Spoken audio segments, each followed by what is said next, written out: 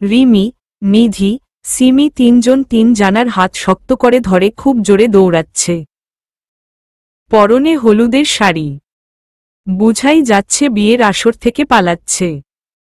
রিমি, নিধি, সিমির মনের মধ্যে ভয়, বুকের মধ্যে ধুক ধুক শব্দটা ক্রমশে বৃদ্ধি পাচ্ছে। এতটাই জোরে দৌড়াচ্ছে তিনজন, রাস্তার মানুষরা যে তাদের দিকে অবাক দৃষ্টিতে তাকিয়ে আছে, সেদিকে ওদের কোনো ভ্রুক্ষেপ নেই। তারা যে উৎসুক চোখে তাকিয়ে আছে তাদের দিকে।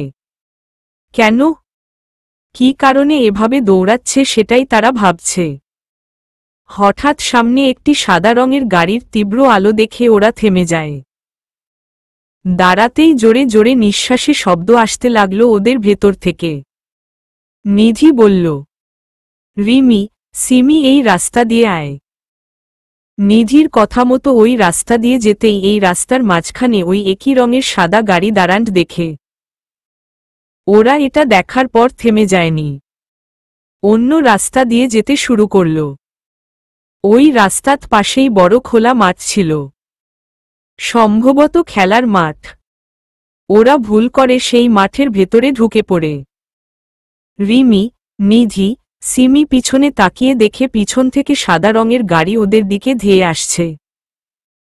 ওরা দৌড়ের গতি বাড়িয়ে দেয়, কিন্তু কতই বা দৌড়ান যায়। শাড়ি পরে যে ঠিকমতো দৌড়ান যায় না। কিছু দূর দৌড়াতেই সেই সাদা রঙের একটি গাড়ি ওদের সামনে চলে আসে। ওরা থেমে যায়। ওই গাড়ির পিছনে আরও দুটি গাড়ি এসে ওদের চারপাশ দিকে গোল গোল ঘুরতে শুরু করে। ওরা তিনজন গাড়ি তিনটির মাঝখানে দাঁড়িয়ে আছে। গাড়ি তিনটি দেখে ওদের বুঝতে আর বাকি নেই এটা কাদের গাড়ি বা এরা কারা। ভয় জড়ানো চেহারা নিয়ে তাকিয়ে আছে গাড়ি তিনটির দিকে। পিঠের সাথে পিঠ ঠেকানো, হাত এখনো ধরে আছে তিনজন তিন জানার। এতক্ষণ দৌড়ানোর ফলে গা দিয়ে ঘাম ঝরছে। কপালে, নাকে, থুতনিতে বিন্দু বিন্দু ঘাম জমে আছে। আতঙ্ক চোখে মুখে লেপ্টে আছে। হাত পা কাঁপছে। গাড়ি তিনটি এখনো আগের ন্যায় গোল গোল ঘুরেই যাচ্ছে। মনে হচ্ছে বেশ ক্রোধ নিয়ে গাড়ির ভেতরে থাকা মানুষ তিনটি জোরে জোরে গাড়ি চালাচ্ছে। এখন কি করবে?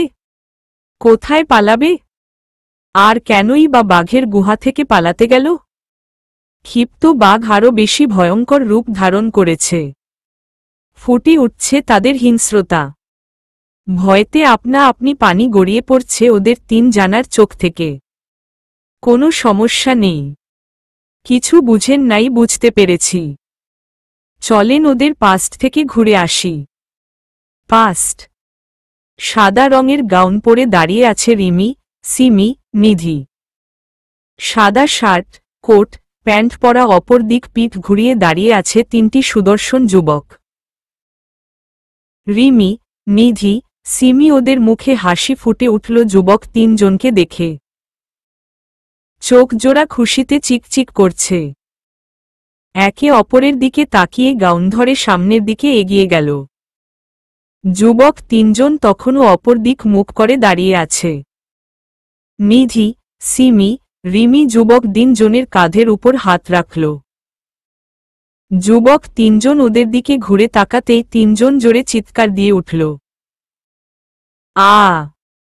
এক চিৎকার ওদের ঘুমের ধফারফা। তিনজন হাঁপাচ্ছে। স্বপ্নের কথা মনে পড়তেই নিজেদের দিকে আর একে অপরের দিকে তাকাতে লাগল। রিমি বলে, হ্যাঁ রে সিমি, নিধি, এতক্ষণ আমরা স্বপ্ন দেখছিলাম। নিধি বলে, হ্যাঁ, কিন্তু তোরাও কি আমার সাথে একই স্বপ্ন দেখছিলি নাকি? আমি দেখলাম আমরা সুন্দর গাউন পরে দাঁড়িয়ে আছি। আমাদের থেকে কিছুটা দূরে তিনজন যুবক দাঁড়িয়ে ছিল। তাদের চেহারা দেখার পরিয়াল্লাহ কি বিশ্রী। রিমি বলে, প্রতিদিন প্রিন্স প্রিন্স করে ঘুমাইতো, তাই মনে হয় একই স্বপ্ন দেখেছি। তাও আবার এমন। নিধি বলে। সিমি নাক ছিটকিয়ে বলে, ছি, কি খারাপ স্বপ্ন ছিল। রিমি বলে, ঠিক কি কালো চেহারা ছিল, আর কি খারাপ, তার চেয়ে ভূত ভালো। বাট প্রথম দিক থেকে স্বপ্নটা ঠিক ছিল। কিন্তু সুদর্শন ছেলে তিনজনের চেহারা দেখে গা কিন কিন, টিন। সিমিকে থামিয়ে রিমি বলে, থাক থাক, আমি বলছি। গা ঘিন ঘিন করছে, তাই তো? হ্যাঁ, ঠিক বলছিস। সিমি বলে। নিধি বলে, ফালতু স্বপ্ন, ওঠ তাড়াতাড়ি, কাজে যেতে হবে। রিমি ছোট্ট নিঃশ্বাস টেনে বলে, মম, খালি কাজ আর কাজ। কবে যে আমার প্রিন্সকে খুঁজে পাব। দোয়া করি যেন খুব তাড়াতাড়ি তোর প্রিন্সকে বুঝে পাস। সিমি বলে। রিমি সিমিকে হালকা ধাক্কা দিয়ে বলে, বুঝে না খুঁজে হবে। ওই আর কি। নিধি বিছানা থেকে উঠতে উঠতে বলে, অনেক কথা হইছে, এবার ওঠ তোরা। তিনজন বিছানা থেকে ওঠে পড়ে। ওয়াশরুমে যাওয়ার সময় শুরু হয় মহাযুদ্ধ। নিধি বলে ও আগে যাবে, রিমি বলে ও আগে যাবে, সিমি বলে ওঠে আমি আগে যাব। ব্যাস, ঝগড়া শুরু। পরিচয়। রিমি, নিধি, সিমি এরা তিন বান্ধবী। ওরা তিন বান্ধবী অনাথ। নিধির আপন মামা থেকেও নেই বললেই চলে। ছোট থেকে এতিমখানায় বড় হয়েছে। ইন্টার পর্যন্ত পড়তে পেরেছে, তার বেশি পড়ালেখা করতে পারেনি। 2 বছর হলো এতিমখানা থেকে চলে এসে নিজেরা কাজ করে ছোট একটি রুম ভাড়া নিয়ে থাকে। তিনজনের চেহারা দেখতে বেশ সুন্দর ছিল। তিনজন তিন প্রকৃতির। আস্তে আস্তে ওদের বিষয় আরও অনেক কিছু জানতে পারবেন। রুদ্র, শুভ্র, অভ্র তিনজনে একজন লোকের দিকে গান তাক করে ক্ষিপ্ত চেহারা নিয়ে দাঁড়িয়ে আছে। লোকটি বেঁচে থাকার জন্য আকুতি মিনতি করছে। ভয় লোকটির চোখ দিয়ে পানি গড়িয়ে পড়ছে। হাত দিয়ে বারবার না না বলে যাচ্ছে। কিন্তু লোকটির মিনতি ওদের কাছে ঘেঁষতে পারেনি। বিকট 3টি শব্দ হল। লোকটি নিস্তেজ হয়ে যায়। গল গল করে বুক থেকে রক্ত বেরিয়ে ফ্লোর ভেসে যাচ্ছে।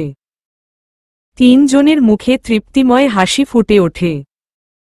পিস্তল 3টি পাশে দাঁড়ান সাব্বিরের দিকে ছুড়ে দেয়। সাব্বির ক্যাচ ধরে পিস্তল 3টি জায়গা মতো রেখে দিল। সুইমিং পুলের সামনে থেকে তিনজন হেঁটে ভেতরে আসতে লাগল। ভিতরে গিয়েই ঘটল আরেক কাণ্ড। বিকট একটি শব্দ তৈরি হয়ে ড্রয়িং রুমের বড় ঝাড়বাতিতে এসে লাগল। সঙ্গে সঙ্গে ঝাড়বাতি ফ্লোরে পড়ে ভেঙ্গে চারদিক ছড়িয়ে ছিটকে গেল।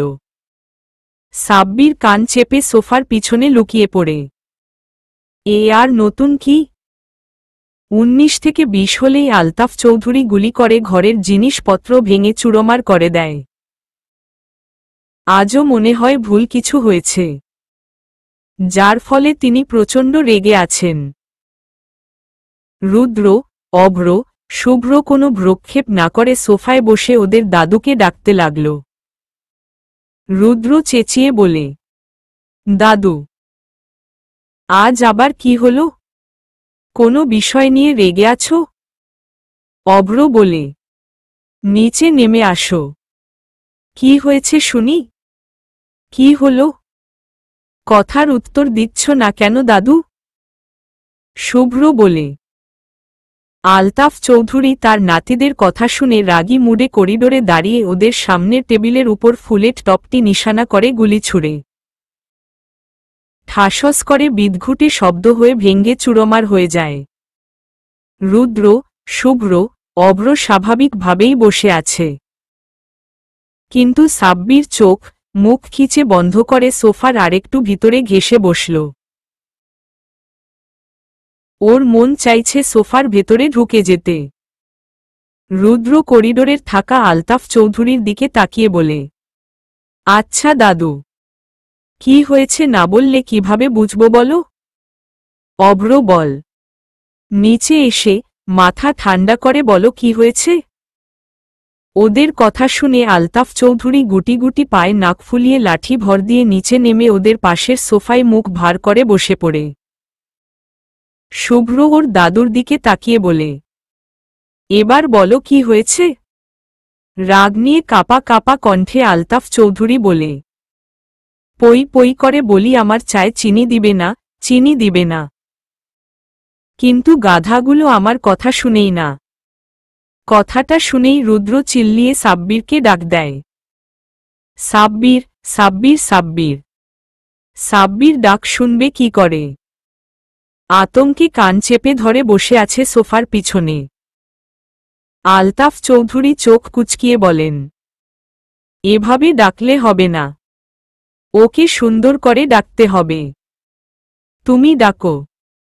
অভ্র বলে, গাধা সাব্বির, ওই পাঠা সাব্বির, আরে ওই হারামজাদা, চিল্লিয়ে বলে আলতাফ চৌধুরী। জি জি জিডাডু থুককু দাদু বলেন। সোফা থেকে বেরিয়ে আলতাফ চৌধুরীর সামনে দাঁড়িয়ে থমথম খেয়ে বলে, এতক্ষণ কোথায় ছিলি রে হারামজাদা। কপাল কুচকে প্রশ্ন করেন দাদু। সোফার পিছনে না, আমার রুমে ছিলাম। রুমে ছিলাম? তাহলে ডাক শুনিস নি কেন? কানে ইয়ারফোন লাগানো ছিল তো তাই। দাঁত কেলিয়ে বলে সাব্বির। তাই নাকি? হ দাদু। বুঝছিস রুদ্র, অভ্র, শুভ্র কয়দিন ধরে আমার হাতের লাঠিটা কারো পিঠে পড়ে না। আজকে মনে হয় পড়বে। সাব্বিরের মুখের হাসি উধাও হয়ে যায়। কান্নার ভান করে বলে, দাদু, তুমি সব সময় আমার লগে এমন কর ক্যা? আমি কি করছি? তাহলে মিথ্যে কথা বলছিস কেন? দাদু বলে, তো কি কইতাম? কান্নার ভান করে। ওই হারামজাদা কান্না থামা। ধুর দাদু, কান্দি না তো। আমি তো ঢং করতাছি। হাসতে হাসতে বলে, দেখছস নি কারবার, ওরে মন চায় না পিটাইতে। দাদু রুদ্র, অভ্র, শুভ্র ওদের দিকে তাকিয়ে বলে। ওরা তিনজন ফোনের স্ক্রিনে তাকান অবস্থায় মুচকি হাসে।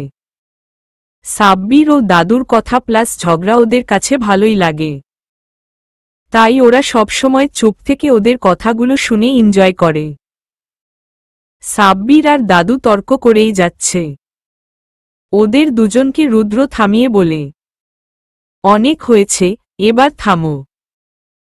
সাব্বির শোন, সার্ভেন্টদের ভালো করে বলে দে দাদুর চায়ে যেন ভুলেও সুগার না দেয়।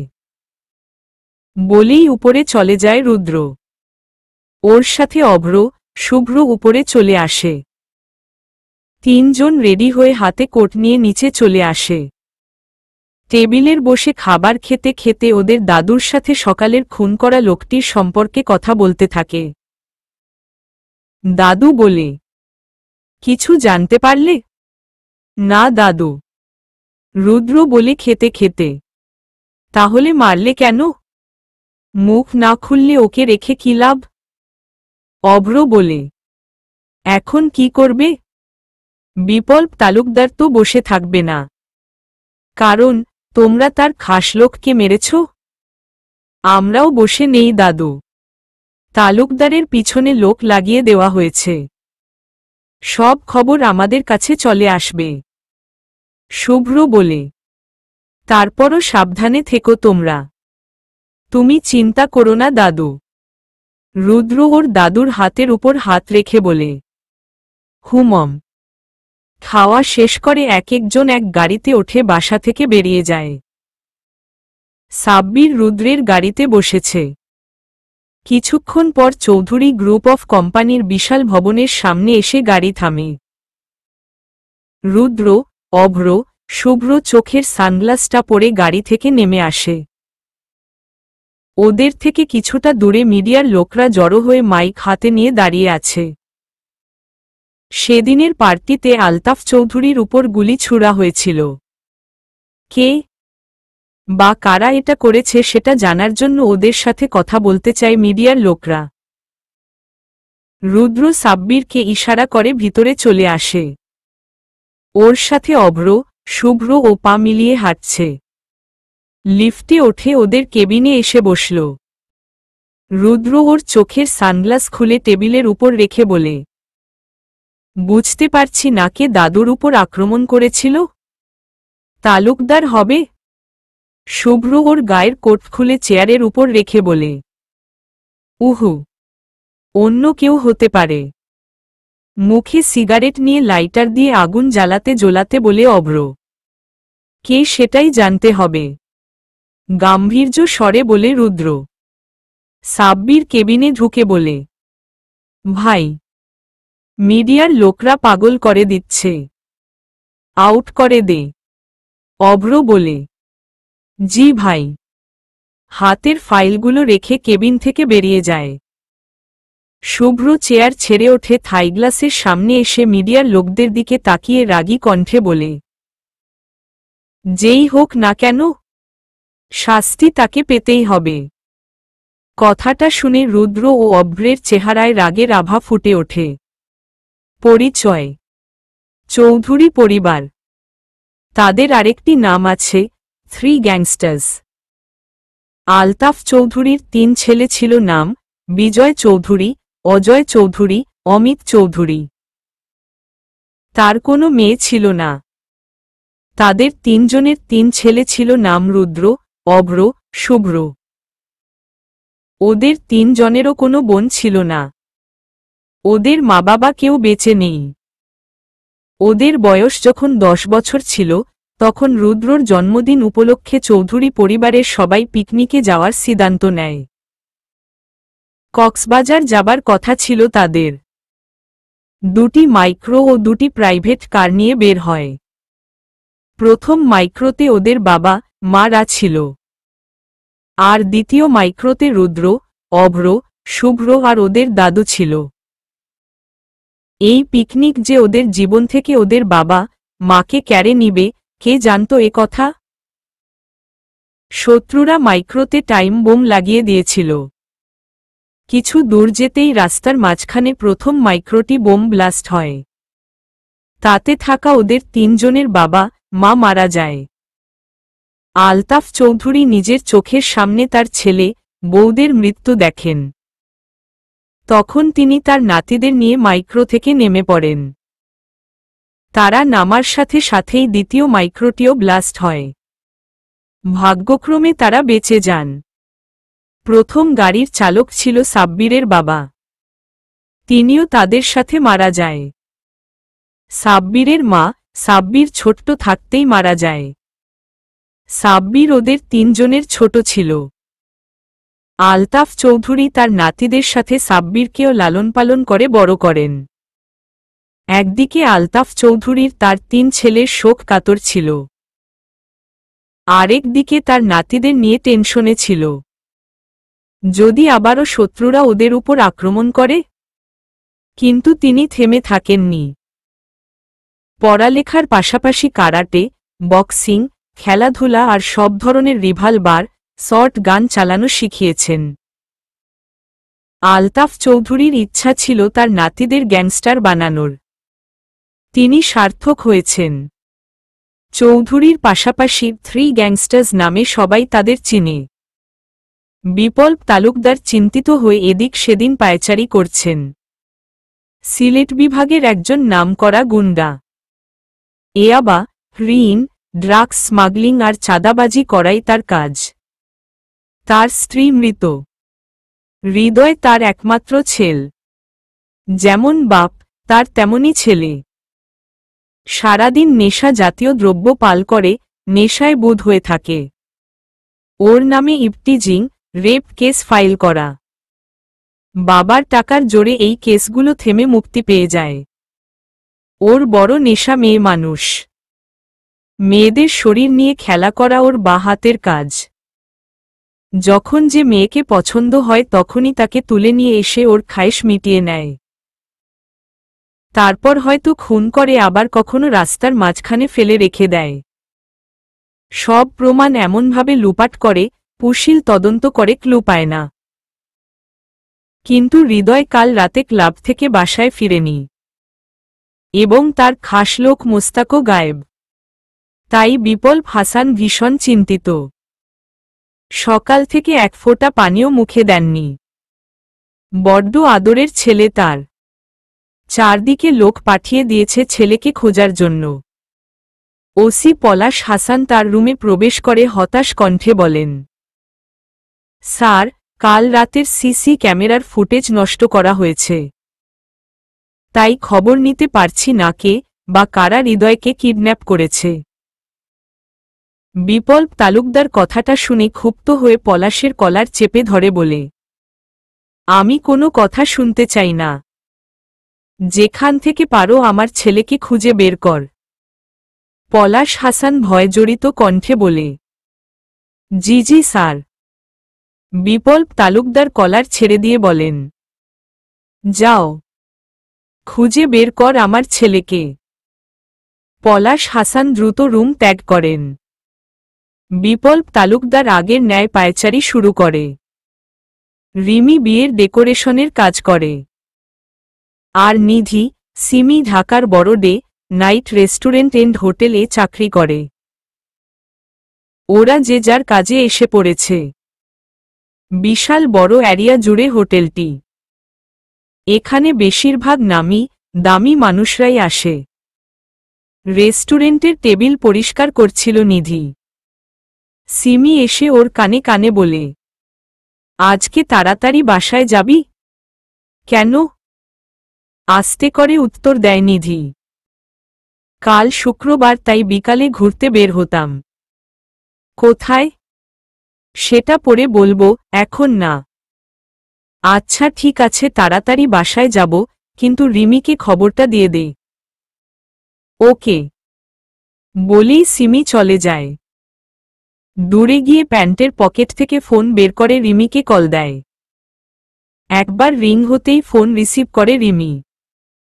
হুম, বল সিম। তিমি শোন, আজ তাড়াতাড়ি বাসায় আসবি। বিকালে ঘুরতে বের হব। কই যাবি ঘুরতে? মেলায় যামু। হুর, মেলায় মানুষ যায়, খালি মানুষের ঠেলাঠেলি। আমরাও কি কম ঠেলতে পারি নাকি? ঠেলে ঠুলে আমরাও মেলায় ঢুকে যাব। আচ্ছা আচ্ছা, বুঝছি। তুই এখন রাখো সিম। ঠিক আছে, কিন্তু 4টার আগে বাসায় যেন তোকে দেখি। ওকে। হুম, রাখি। 222 3G হাউস। সুইমিং পুলের স্লিপিং চেয়ারে শুয়ে আছে আলতাফ চৌধুরী। সাব্বির তার পায়ে সরিষার তেল মালিশ করে দিচ্ছে আর বেসুরা গলায় গান গাচ্ছে। গান শুনে আলতাফ চৌধুরীর চেহারায় বিরক্তি এসে ভর করে। দাদা পায়ে পড়ি রে, ঠেলা থুককু, মেলা থেকে বউ এনে দেও। দাদা পায়ে পড়ি রে, মেলা থেকে বউ এনে দে। আরে দাদু, দে দে দে। আলতাফ চৌধুরী এবার রাগ নিয়ে শোয়া থেকে ওঠে সাব্বিরকে ঝাড়ি দিয়ে বলে, হুর শালা, মেলায় কি বউ নিয়ে বসে রয়েছে নাকি? যে যাব আর বউ নিয়ে চলে আসব? বুড়ায় দেহি কথাটা সিরিয়াসলি নিছে। আমি তো গান গাইছিলাম। যাই হোক, নিচে ভালো হইছে। এখন একটু বুড়োকে খোঁচাই, মনে মনে বলে সাব্বির।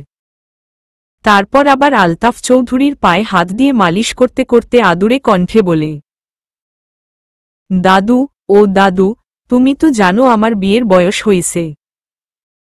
এখন একটা বিয়া করণ লাগত। কবে জানি মইরা যাই। বিয়া না করলে এই আফসোসটা মনে রইয়া যাইব। আরে তোর বিয়ের আগে আমার 3 নাতিরে বিয়ে দেওয়া লাগবে। ওদেরও বিয়ের বয়স হইছে। তো একসাথে 4 জন মেয়ে দেখো, তারপর একসাথে বিয়ে দিও 4 জনকে। দাঁত কেলিয়ে বলে সাব্বির। তোর হলদে মাখা দাঁতগুলো ভিতরে নে। সাব্বির ফট করে মুখ বন্ধ করে নিল।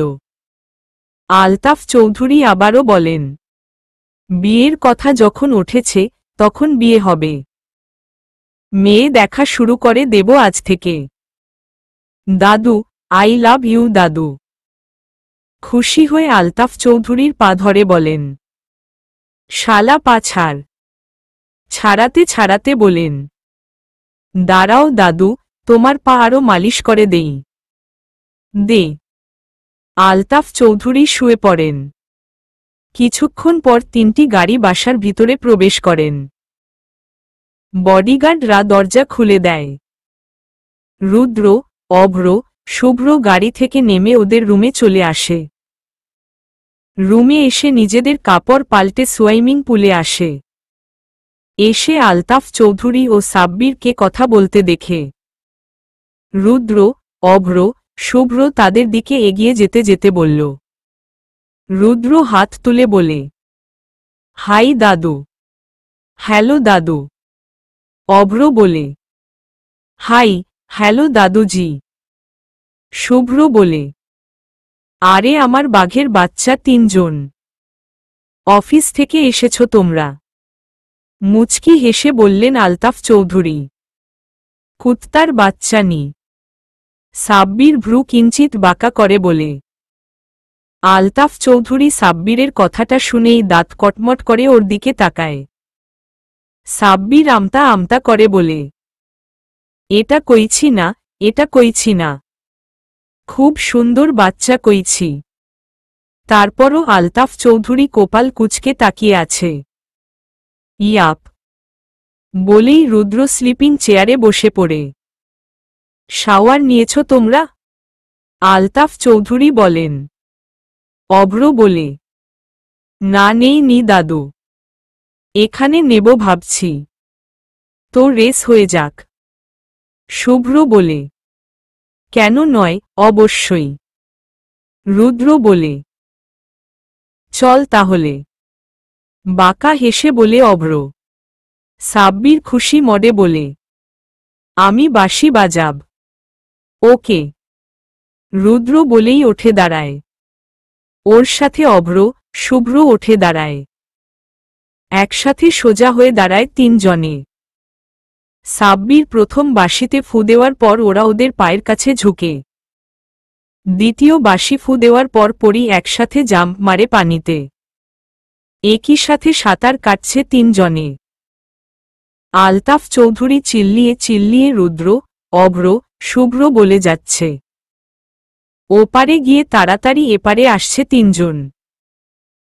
3 জনে একসাথেই আছে। তারপর একসাথেই এপাশে এসে থামে। সাব্বির, আলতাফ চৌধুরী জাগর দিয়ে উঠে। 3 জনেই ফার্স্ট হয়েছে। আলতাফ চৌধুরী বলেন, আমি জানতাম 3 জনই ফার্স্ট হবে, কেউ কারো চেয়ে কোনো অংশে কম নয়। রুদ্র, অভ্র, শুভ্র মুচকি হাসে। উঠে এসো, তোমাদের সাথে কথা আছে আমার। আলতাফ চৌধুরী বলেন। রুদ্র, অভ্র, শুভ্র উঠে আসে। নিজেদের জায়গায় বসে মাথা তোয়ালে দিয়ে মুছতে মুছতে অভ্র বলে, হুম বলো দাদু, কি বলতে চাও? আলতাফ চৌধুরী বলেন, আমি তোমাদের বিয়ের ব্যাপারে কথা বলতে চাই। কথাটা শুনেই সাব্বিরের মনের মধ্যে লাড্ডু ফুটে। খুশি হয়ে যায় ও। অভ্র বলে, দাদু এখন বিয়ে করা সম্ভব নয়। এই টপিক অফ কর। কথাটা শুনেই ঠাসস করে সাব্বিরের মনের লাড্ডুটা ফেটে যায়। মুখ কালো হয়ে যায় ওর। অভ্র ঠিক বলেছে দাদু। এখন এই বিয়ে করার প্যারা নিতে চাই না। রুদ্র বলে, আমার কথার কোনো দাম নেই তোমাদের কাছে? এমন করে বলছো কেন দাদু? আমরা তো এটা বিলিনি যে বিয়ে করব না। করব কিন্তু পরে। শুভ্র বলে, পরে কবে? আমি মারা গেলে পরে। কিছুটা ক্ষুব্ধ হয়ে বলেন, দাদু এমন কথা আর বলবে না প্লিজ দাদু। রুদ্র বলে, তাহলে বল, তোরা বিয়ে করবি? হ্যাঁ করব, যাও। অভ্র বলে, মেয়ে তো খুঁজতে হবে তাই না? ভালো। শুভ্রকে থামিয়ে আলতাফ চৌধুরী বলেন, সেটা নিয়ে চিন্তা করার দরকার নেই। মেয়ে ঠিক বা খুঁজার দায়িত্ব আমার আর সাব্বিরের। কিরে সাব্বির, তাই না? হুম হুম দাদু। সাব্বির মাথা দুলিয়ে বলে, তাহলে আমরা আর কি বলবো? তোমরাই মেয়ে ঠিক কর। কথাটা বলেই রুদ্র চলে যায়। ওর সাথে অভ্র, শুভ্র উপরে চলে আসে। আলতাফ চৌধুরী তার মনে মনে কিছু একটা ভেবে মুচকি মুচকি হাসতে লাগল। সাব্বির টেরা চোখে তাকিয়ে আছে তার দিকে। হঠাৎই সাব্বিরের দিকে চোখ পড়ায় সাব্বির চোখ সরিয়ে নেয়। আলতাফ চৌধুরী চেয়ার ছেড়ে উঠে মুচকি হাসতে হাসতে লাঠি ভর দিয়ে সেখান থেকে চলে যান। সাব্বির তার যাওয়ার দিকে তাকিয়ে মনে মনে বলে, বুড়োর মনে কি চলছে কে জানে। পিট পিট করে চোখ মেলে তাকায় হৃদয়ে। ওর হাত পা চেয়ারের সাথে বাঁধা অবস্থায় দেখে ঘাবড়ে যায়। একটা পরিত্যক্ত বন্ধ রুমে নিজেকে আবিষ্কার করে। রুমে আলো বলতে একটা ছোট্ট ডিম লাইট জ্বালান। নিজেকে স্পষ্টভাবে দেখা গেলেও আবছা আবছা আলোই বুঝতে পারে এটা একটি পরিত্যক্ত রুম। নিজেকে উন্মুক্ত করার চেষ্টা চালিয়ে যাচ্ছে, কিন্তু ছাড়াতে পারছে না। মুখে কাপড় দিয়ে বাঁধা। জোরে চিৎকার করবে তারও কোনো উপায় নেই।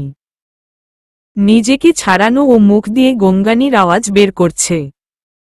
ওর এই গঙ্গানির আওয়াজ শুনে একজন বড়িওয়ালা লোক ভেতরে প্রবেশ করেন।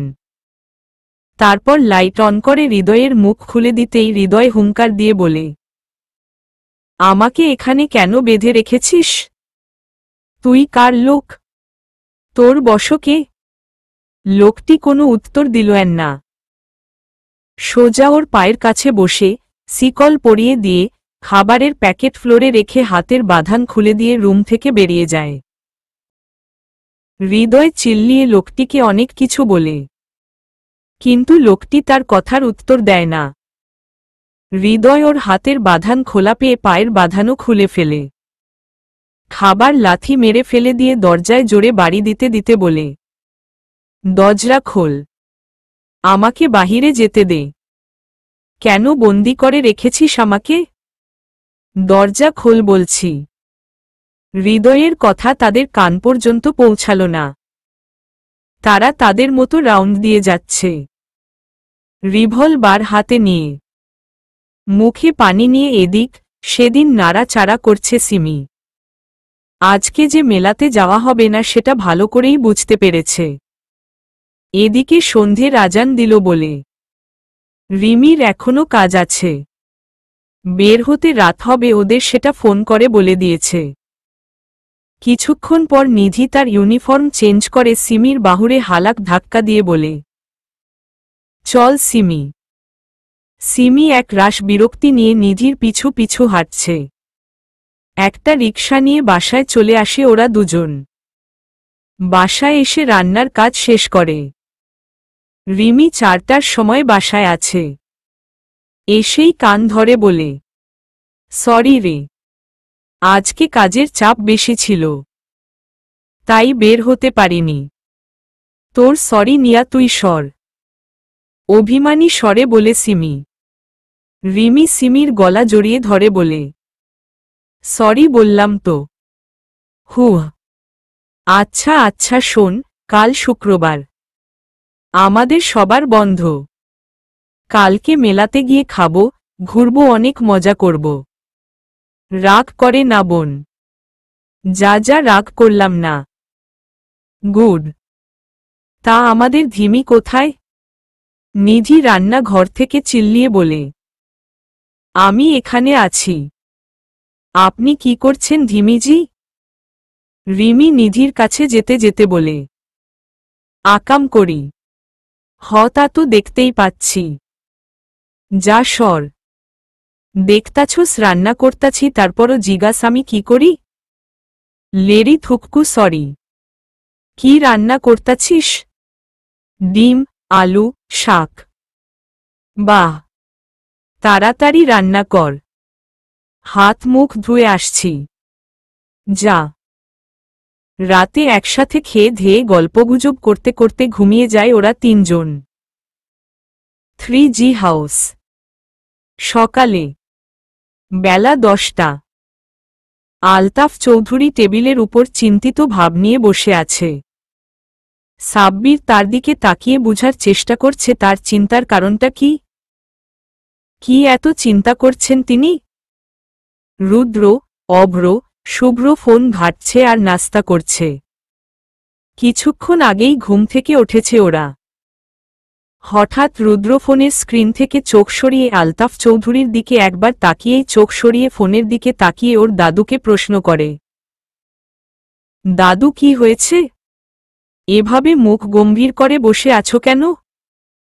রুদ্রের কথা শুনে অভ্র, শুভ্র প্রশ্ন করেন, কিছু হয়েছে কি দাদু? এত কি ভাবছ শুনি? ফোনের স্ক্রিনে তাকিয়েই বলে শুভ্র। আলতাফ চৌধুরী ছোট নিঃশ্বাস টেনে বলেন, ভাবছি আজ একবার ফার্ম হাউজে যাব। অনেকদিন হলো যাই না।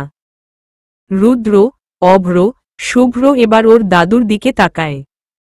শুভ্র বলে, আচ্ছা দাদু তুমি সব জানো, তারপরও এটা বলার যুক্তি আমি খুঁজে পাচ্ছি না। হ্যাঁ আমি জানি, তারপরও বলছি যাওয়ার কথা। অনেক দিন হলো যাওয়া হয় না। আর আমি একা যাব বলে তো বলিনি। সাব্বিরকে সাথে নিয়ে যাব। না তোমার ফার্ম হাউজে যাওয়ার দরকার নেই। অভ্র করা গলায় বলে, কেন দাদু ভাই? আমি তো বলছি সাব্বিরকে সাথে নিয়ে যাব। আর আমার সাথে তো বডিগার্ডও থাকবে। তারপরও তুমি যেতে পারবে না। আমরা একা ছাড়ব না। রুদ্র গম্ভীর কণ্ঠে বলে, আচ্ছা ঠিক আছে আমি রাতে থাকব না, দুপুরে থেকে বিকালের দিকে বাসায় চলে আসব। প্লিজ দাদু ভাইরা অমত করে না। কিছুটা আবেগী স্বরে বলেন, ঠিক আছে যাও, কিন্তু কথার নড়চড় যেন না হয়। বিকালে চলে আসবে। রুদ্র বলে, হ্যাঁ হ্যাঁ, অবশ্যই চলে আসব দাদু ভাইরা। কিছুটা খুশি হয়ে বলেন আলতাফ চৌধুরী। রুদ্র, অভ্র, শুভ্র আর কিছু বলে না। সাব্বির এখন চোখ ছোট ছোট করে তাকিয়ে আছে আলতাফ চৌধুরীর দিকে। কিছুতেই তার ভাবমূর্তি বুঝতে পারছে না। শালার বুড়োর মনে যে কি চলছে আল্লাহ মালুম। তিনজনেই কিছুক্ষণ আগেই ঘুম থেকে উঠেছে। 3 কাপ কফি বানিয়ে নিয়ে বারান্দায় এসে দাঁড়িয়েছে। ঘড়িতে তখন 11টা ছুঁই ছুঁই। রিমি কপিতে চুমুক দিতে দিতে বলে, অনেক দিন হলো এতিমখানায় যাওয়া হয় না। যাবি আজ? আজ তো যেতে পারবো না, তবে সামনের সপ্তাহে যাই। নিধি বলে, হুমম। আচ্ছা এখন রান্না করতে হবে চল। সিমি তাড়া দিয়ে বলে, আজকে তুই রান্না কর, আমরা খাব। রিমি বলে, হ্যাঁ তুই রান্না কর সিমি। আইছে, আমি একা রান্না করতে পারবো না। মুখ ভেঙচি কেটে বলে সিমি, জানতাম এই কথা বলবি। আচ্ছা চল, তর্ক করার সময় নাই। রান্না তাড়াতাড়ি শেষ করি, তারপর আবার মেলায় যেতে দেরি হয়ে যাবে। রিমি বলে, হুমম ঠিক। তিনজনে ভেতরে এসে রান্নার কাজে লেগে পড়ল। 3G house. কিছুক্ষণ আগেই আলতাফ চৌধুরী সাব্বিরকে সাথে নিয়ে ফার্ম হাউজে এসে পৌঁছায়। সাব্বিরের কাছে আলতাফ চৌধুরীর হাবভাব দেখে ভালো মনে হচ্ছে না। তার মনে যে কি চলছে সেটা সাব্বির ধরতে পারছে না। খালি সন্দেহ চোখে আলতাফ চৌধুরীর দিকে তাকিয়ে থাকে। তার হাতের লাঠিতে ভর দিয়ে ধীরে পায়ে কক্ষে চলে আসল। সাব্বির একা একা বিড়বিড় করতে করতে বাহিরে এসে দাঁড়াল। বুঝতাছি না এই দাদুর মনের মধ্যে চলতাছে কি? কি করার চিন্তা করছে? মাথা ঘুরায় এসব ভাবতে ভাবতে। ধুর বুইরা বলেই ওর রুমে চলে এলো। বিকালের দিকে খাওয়া দাওয়া সেরে মেলায় যাওয়ার জন্য রেডি হতে লাগল। তিনজনেই এক রং ও ডিজাইনের থ্রিপিস পরেছে। মাথায় মেচ করে হিজাব বেঁধেছে, হালকা সেজেছে। সব কিছুই পারফেক্ট মতো আছে। আমার কিন্তু হয়ে গেছে। তোদের হয়েছে? রিমি বলে হিজাবে পিন লাগাতে লাগাতে। আমারও সব কমপ্লিট। নিধি আয়নায় নিজেকে দেখতে দেখতে বলে, আমিও রেডি। তাহলে চল, রিমি বলে। হাতে ছোট পার্স নিয়ে রুমে তালা মেরে বেরিয়ে পড়ল তিনজনে। সাব্বির মুখ ভার করে বসে আছে। তার অবশ্য কারণ আছে। ওকে বুড়ো কাকু বানিয়ে দিয়েছে আলতাফ চৌধুরী। মুখে আলগা দাড়ি, পরনে ঢিলাঢালা শার্ট প্যান্ট, মাথায় টুপি। আলতাফ চৌধুরী নিজেও অন্যরকম সাজ সেজেছে। তিনি তার দাড়িতে কলব লাগিয়েছে। পরনে টাইট ফিট একটি শার্ট প্যান্ট পরেছে। আর চোখের মোটা চশমা পরিবর্তন করে মাঝারি আকারের চশমা পরেছে। দুজনকে চেনার উপায় নেই। কেউ বলতেই পারবে না এরা কারা। আলতাফ চৌধুরী আয়নায় শার্টের হাতা বোল্ট করতে করতে বলে, বুঝেছিস সাব্বির, আমার নাতিদের জন্য নাতিবু খুঁজতে হবে সুন্দর দেখে। আর নিশ্চয় তাদের মন ভালো হতে হবে। গরিব হোক সমস্যা নেই, কিন্তু অহংকার থাকতে পারবে না তাদের মধ্যে। সাব্বির করুণ স্বরে বলে, সব ঠিক আছে দাদু, কিন্তু তুমি আমারে এমন সাজ সাজিয়েছ কেন? আমাকে দেখতে পুরাই কাকু কাকু লাগে। লাগুক, সমস্যা নেই। আমি তো চাই আমাদের কেউ চিনতে না পারে। এখন আয় চল। কোথায় যামু দাদু? গেলে দেখতে পারবি। তবে হ্যাঁ, এই কথা কিন্তু রুদ্র, অভ্র, শুভ্রকে জানাবি না। ওরা জানলে আমাদের রফা দফা করে দেবে। কমু না, কিন্তু জামু কই হেইডা কও। গাড়িতে ওঠে বসি চল, পরে দেখবি কোথায় যাই। কথাটা বলেই সাব্বিরের হাত ধরে ধীরে পায়ে হাঁটতে লাগল। সাব্বির প্রশ্নবোধক দৃষ্টিতে তাকিয়ে আছেন তার দিকে। মাথায় প্রশ্না জেকে বসেছে।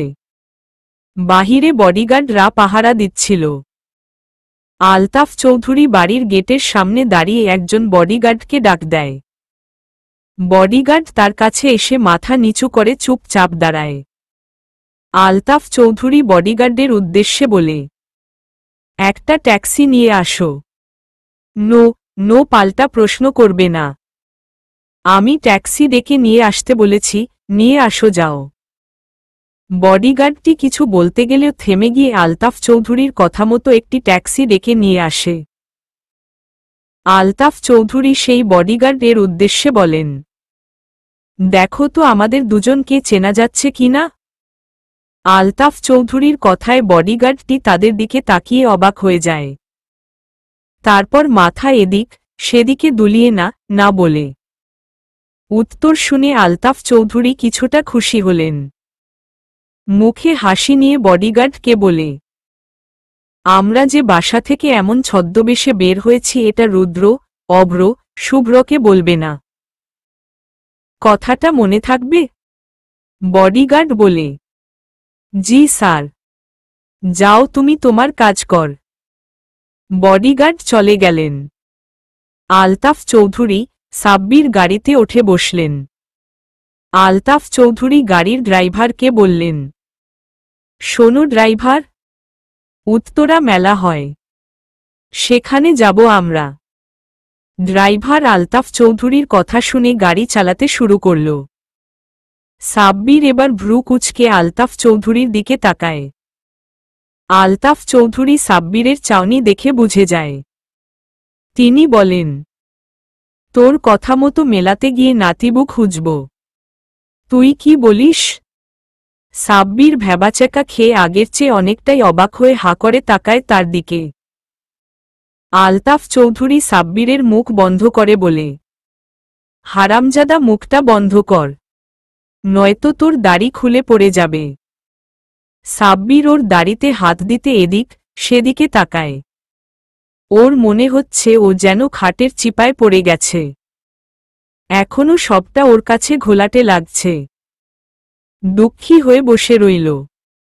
আর আলতাফ চৌধুরী তার রঙিন দাড়িতে হাত বুলিয়ে যাচ্ছে। তিনি মনে মনে খুশি, সেটা তাকে দেখেই বোঝা যাচ্ছে। আধা ঘন্টা পর তারা পৌঁছে গেল। আলতাফ চৌধুরী ট্যাক্সির ভাড়া দিল। দুজনে দাঁড়িয়ে মেলার আশেপাশের পরিবেশটা পর্যবেক্ষণ করছে। বড় এরিয়া জুড়ে মেলা বসেছে। খাবারের দোকান, কেটা কাটার জন্য অনেক জিনিস সামগ্রী বসেছে। পাশে অনেক সুন্দর সুন্দর মেয়েদেরও দেখা যাচ্ছে। আলতাফ চৌধুরী খুশিতে গদগদ করে বলল, ওহ, আজ মেয়ে তিনটিকে ধরবই। সাব্বির ঠাস করে ঘাড় ঘুরিয়ে হা হয়ে আলতাফ চৌধুরীর দিকে তাকান। আলতাফ চৌধুরী কথা ঘুরিয়ে আমতা আমতা করে বলেন, না মানে খুঁজবই। সাব্বির স্বাভাবিক হয়ে গেল। সাব্বির শোন, তুই ওই দিকটায় যা, আমি এই দিকটায় যাচ্ছি। যদি কোনো সুন্দরী মেয়েদের দেখিস বয়ফ্রেন্ড ছাড়া, তাহলেই আমাকে ফোন দিবি। মনে থাকবে? হ দাদু, কিছুটা আহত কণ্ঠে বলে সাব্বির। তাহলে যা, আমি গেলাম। বলেই ধীরে পায়ে তার লাঠি ভর দিতে হাঁটা শুরু করল। সাব্বির কান্নার ভান করে বলে, আগে যদি জানতাম রে বুইরা, তাহলে আমি তোমার সাথে আইতামই না। বিরক্তি নিয়ে হাঁটছে সাব্বির। কিছুক্ষণ পর এদিক সেদিন হাঁটতে হাঁটতে সাব্বিরের মনটা ভালো হয়ে যায়। এখন নিজেই এনজয় নিচ্ছে মেলার। রিমি, নিধি, সিমি ওরা আধা ঘন্টা হলো মেলায় এসেছে। নৌকা, চড়কগুল্লায় উঠে এখন নিজেদের মতো এদিক সেদিকে ঘোরাফেরা করছে। হাতে হাওয়াই মিঠাই নিয়ে খেতে খেতে হাত ধরে হাঁটছে তিনজন। হুট করে রিমি থেমে যায়। ইশারা করে সামনের দিকে দেখিয়ে বলে, দেখ কত জোড়া শালিক। নিধি, সিমি তাকিয়ে দেখে কিছু কাপলস গাছের নিচে হাত ধরে বসে আছে। আবার কেউ তার প্রিয় ভালোবাসার মানুষটিকে এটা ওটা খাইয়ে দিচ্ছে। নিধি চোখ সরিয়ে রিমির দিকে তাকিয়ে বলে, এগুলা দেখলে মন চাই একটা প্রেম করি। আমারও মন চায়। সিমি আহত কণ্ঠে বলে, আজ বাবু খাইছ নাই বলে। রিমি ছোট নিঃশ্বাস ফেলে বলে। রিমির কথা শুনে সিমি, নিধি জোরে জোরে হাসতে লাগল। রিমিও হাসছে। সিমি হাসতে হাসতে বলে, ঠিক বলেছিস রিমি। আবারও হাসতে লাগল তিনজনে। এদিকে আলতাফ চৌধুরীর কাছে যে মেয়েকে ভালো লাগছে সেই মেয়ের ছবি তুলছে আড়াল থেকে। ভাগ্যিস কেউ দেখছে না। রিমি, সিমি, নিধি একটি বড় দোকানে ঢুকে। সেই দোকানে মাটি, কাচের, ছাঁচের অনেক জিনিস ছিল। ওরা ঘুরে ঘুরে দেখছে। ওদের কাছে খুবই ভালো লাগছে। আশেপাশে আরও মানুষজন ছিল। সাব্বিরও ওই দোকানটায় প্রবেশ করে। এই দোকানে অনেকগুলো মেয়ে ছিল। তাই সাব্বির দেরি না করে আলতাফ চৌধুরীকে ফোন দেয়। আলতাফ চৌধুরী অন্য একটা মেয়ের ছবি তুলছিল। ঠিক তখনই ফোন আসার কারণে বেশ বিরক্ত হয়। ফোন রিসিভ করে কথা বলতে শুরু করে। কি হইছে তোর? আরে দাদু, তুমি কই? কেন? কি হয়েছে? তুমি এখানকার একটা দোকা। বাকিটা বলার আগেই সাব্বিরকে একটা মেয়ে পিছন থেকে ডাক দিল। সাব্বির কান থেকে ফোন সরিয়ে পিছনে ফিরে তাকায়। এদিকে আলতাফ চৌধুরী হ্যালো হ্যালো করতে করতে রেগে ফোন কেটে দেয়। মেয়েটির সাথে আরও দুটি মেয়ে ছিল। সাব্বির সুন্দর করে বলে, হ্যাঁ। আপু কিছু বলবেন? জি কাকু বলবো। কাকু ডাকটি শুনেই সাব্বিরের বুকে ঠাসস করে তীরের মতো কাটা ফুটে। তারপরও নিজেকে স্বাভাবিক করে বলেন, আপনি কি এই পুতুলটি একটু ধরবেন? আমি একটু ওয়াশরুমে যাব। মিষ্টি করে বলে মেয়েটি। এতটাই মিষ্টি করে বলেছে যে সাব্বির আর কিছু বলতে পারল না। মৃদু হেসে বলে, দেন আপু, আমার কাছে দেন। ধন্যবাদ কাকু। বলেই তাড়াতাড়ি মেয়েটি কাচের পুতুলটি সাব্বিরের হাতে দিয়ে দোকান থেকে হুড়মুড় করে বেরিয়ে যায়। সাব্বির পুতুলটি হাতে নিয়ে সেখানের একটি চেয়ারে বসে থাকে। প্রায় 5 মিনিট হয়ে গেল কিন্তু মেয়ে তিনটি এখনো ফিরে আসছে না। সাব্বিরের বিরক্তি লাগছে। পুতুলটি না দিয়েও দোকান থেকে বের হতে পারছে না। এদিকে দোকানের মালিক বারবার ওর দিকে তাকাচ্ছে। তিনি বোধহয় ভাবছে সাব্বির পুতুলটি নিয়ে পালিয়ে যাবে। বিরক্তি মাখা ফেস নিয়ে সাব্বির পুতুলটি দোকানদারের কাছের টেবিলের উপর রাখে। একটু জোরেই রাখে। সাথে সাথে পুতুলটির মাথা ভেঙে টেবিলের উপর পড়ে যায়। ফট করে সাব্বির দাঁড়িয়ে যায়। চোখ বড় বড় করে পুতুলটির দিকে তাকিয়ে আছে। সাব্বির এবার বুঝতে পেরেছে মেয়েটি কেন ওর হাতে পুতুলটি দিয়ে পালিয়ে গেছে। এরই মধ্যে দোকানের মালিক এসেই সাব্বিরের কলার ধরে রাগী কণ্ঠে বলে, ওই শালা, অনেকক্ষণ ধইরা দেখতাছি তোরে এই পুতুলটি নিয়া দাঁড়াইয়া থাকতে। তলে তলে এমন আকাম কইরা তুই একখানে চুপচাপ বইসা রইছস? সাব্বির ওর কলার থেকে লোকটির হাত ছাড়িয়ে বলে, ভদ্রভাবে কথা কন। আমি কে আপনি জানেন না? আর আসল কথা হলো, আমি এই পুতুলটি ভাঙ্গি নাই। আব্বে শালা চুরি করে কি কেউ কয় যে আমি চুরি করছি? তুইও এমটাই করছস? কইছি তো আমি এটা ভাঙ্গি নাই। আর ভাঙলেও আমি আপনাকে ক্ষতিপূরণ দিয়ে দিচ্ছি। দে 3000 টাকা নগদে বের কর। 3000 কেন? আমি আপনাকে 10,000 টাকাই দিতাছি। আগে দে চারাম ফুটাবি পড়ে। সাব্বির লোকটির দিকে তাকিয়ে পকেট থেকে টাকা বের করতে নিলে দেখে মানি ব্যাগ পকেটে নেই। সাব্বির এবার ছোট গোল গিলে বলে, খাইছি লারা, মানি ব্যাগ তো বাসায় রাইখা আইছি। দাদুর জন্য মানি ব্যাগটাও আনতে পারি নাই। এখন কি করমু? কিরে টাকা দেশ না? সাব্বির আমতা আমতা করে বলে, আমি মানি ব্যাগটা বাসায় রাইখা আইছি। তবে সমস্যা নাই, আমি এখনই দাদুকে কল দিয়া আপনাগো টাকা দিতাছি। ফাইজলামি করছো আমার লগে? ওই তোরা কই?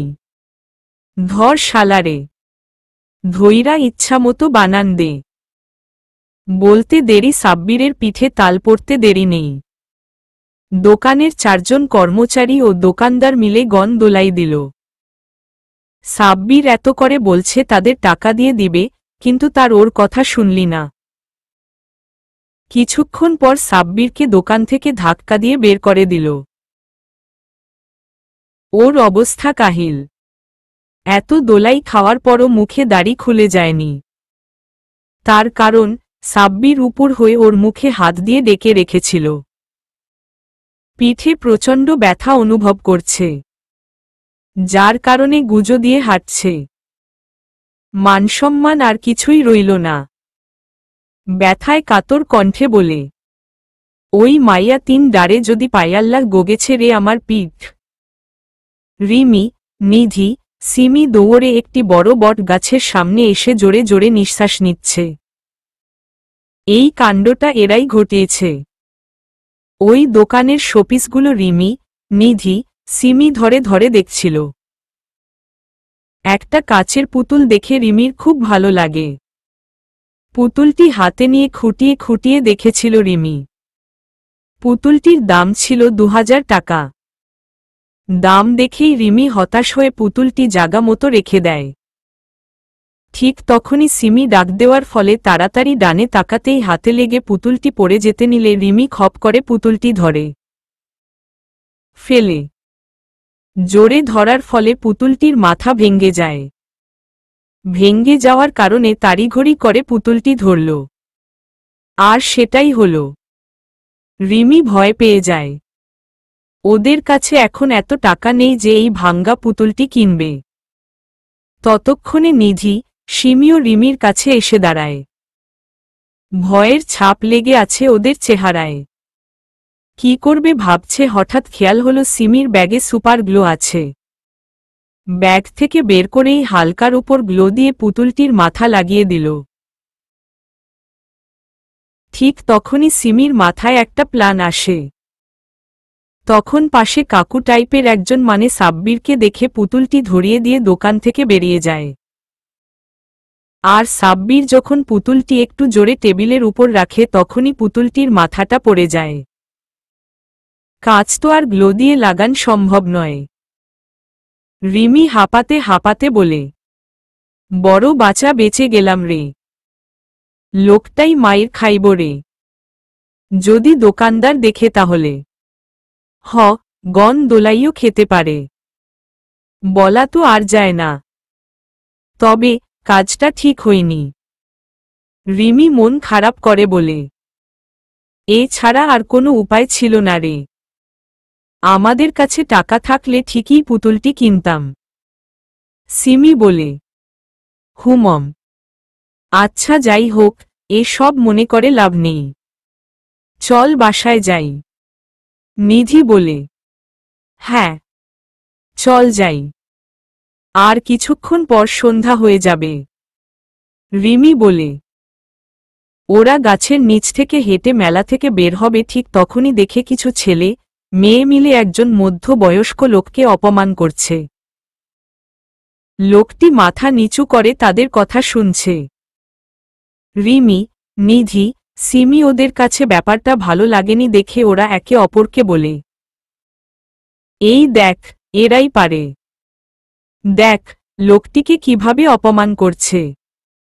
রিমি বলে, আয় চল ওদের যোগ্য জবাব দিয়ে আসি। নিধি বলে, চল চল। দেরি না করে ওরা মেয়েগুলোর সামনে দাঁড়িয়ে বলে, কি হয়েছে আপু, ভাইয়ারা? আপনারা আমাদের দাদুকে অপমান করছেন কেন? রিমি বলে, কি করেছে আমার দাদু? নিধি বলে, এখানের একটি মেয়ে বলে, আপনার দাদু বেহায়ার মতো আমাদের ছবি তুলছিল। আমরা এটা দেখে তাকে বলতেই তিনি মাথা নিচু করে নির্লজ্জের মতো দাঁড়িয়ে আছে। চুপ করুন। একজন দাদার বয়সী লোককে এমন কথা বলতে বিবেকে বাদে না। মেয়েটি বলে, বিবেকে বাঁধবে কেন? যা বলেছি সত্যি বলেছি। সত্যি কিভাবে হয়? আমার দাদু এমন কাজ করতে পারে না। দাদু তোমার ফোনটা দেও তো। বলেই রিমি আলতাফ চৌধুরীর ফোনটা নিয়ে গ্যালারিতে গিয়ে দেখে একটি ছবিও নেই। রিমি মেয়েটির সামনে ফোনটা ধরে বলে, দেখেন তো একটা ছবি আছে কি না। ভালো করে চেক করে দেখেন।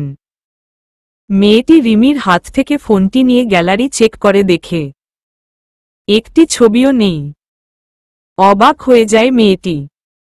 রিমি ছো মেরে ফোনটা নিয়ে মেয়েটিকে বলে, ছবি তো ছিল বাহানা।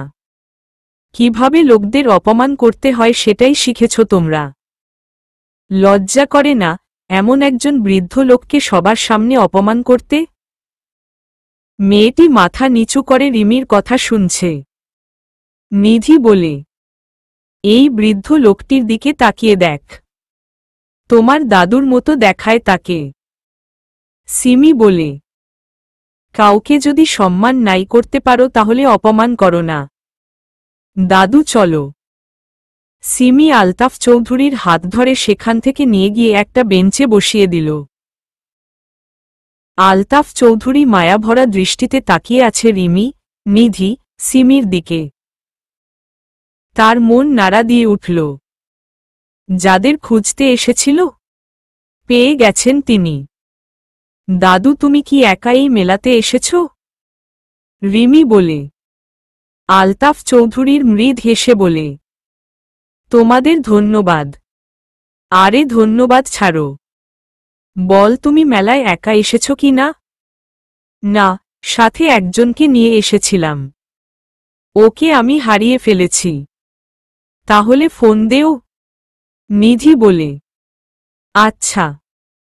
আলতাফ চৌধুরী সাব্বিরকে ফোন দিল। সাব্বির পায়ে হাত রেখে খোঁড়াতে খোঁড়াতে হাঁটছে। চেহারার নকশা কিছুটা পাল্টে গেছে, কিন্তু গালের দাড়ি এখনো অক্ষয় রয়েছে।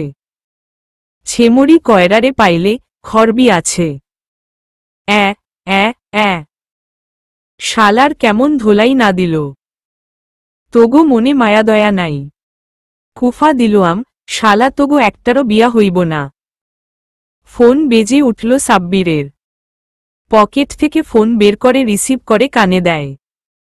হ দাদু কও। তুই কই? আছি, টাটটির সামনে। টাটটি? আরে বাথরুম, বাথরুম। শালা সেখানে কি মেয়ে খুঁজতে গেছিস? বইয়া কাম নাই, ভাত চাইয়া নাম কামাই। বালের মাইয়া। বিরক্তি নিয়ে ঝাড়ি দিয়ে বলে সাব্বির। কি বললি? রেগে। কিছু না। কও তুমি কই আছো? মেলার বড় বট গাছটার নিচে বেঞ্চে বসা। খাড়াও, আইতাছি। হারামজাদা। আবার কি হইল? তুই জানস আমার হাঁটুতে ব্যথা, তারপরও দাঁড়াতে বলিস। ওরে মাবুত, ওরে মাবুত, ওরে মাবুত। উপরে তাকিয়ে বলে সাব্বির। দাদু, তুমি ওইখানে বহ, আমি আইতাছি। হ, তাড়াতাড়ি আয়। ফোন কেটে দেয় সাব্বির। পা দিয়ে খোঁড়াতে খোঁড়াতে হাঁটতে লাগল। রিমি আলতাফ চৌধুরীকে বলে। দাদু, অনেক দেরি হয়ে গেছে। আমরা এখন বাসায় যাই। হ্যাঁ। দাদু আমাদের এখন বাসায় যেতে হবে। আপনি এখানে বসে থাকেন আর সে তো আসছেই। নিধি বলে। আর একটু বসো তোমরা। আসলে তোমাদেরকে খুব ভালো লেগেছে। আর নামটাও জানা হলো না তোমাদের। আমার নাম রিমি, ওর নাম নিধি, আর ওর নাম সিমি। বাহ, বেশ সুন্দর নাম। রিমি, সিমি, নিধি। তা তোমাদের ভাই বোন কয়জন? আর তোমার বাবা কি করে? দাদু আমরা এতিম। এতিম খানায় বড় হয়েছি। রিমি কিছুটা মন খারাপ করে বলে। সরি, আমি জানতাম না। না দাদু সমস্যা নেই। সরি বলো না। নিধি হেসে বলে। তোমরা খুব ভালো। আসো তোমাদের সাথে একটা ছবি তুলি। ঠিক আছে, সিমি বলে। তিনজনে মিলে সেলফি তুলে। এরই মাঝে সাব্বির এসে উদয় হয়। রিমি, নিধি, সিমিকে দেখেই ওর চোখ বড় বড় হয়ে যায়। রিমি, সিমি, নিধিও সাব্বিরকে দেখে ছোট্ট ধাক্কা খায়। ওদের চোখও কিছুটা বড় আকার ধারণ করে। সাব্বির আঙুল তুলে ওদের সামনে এসে বলে, কন্টিনিউ টু।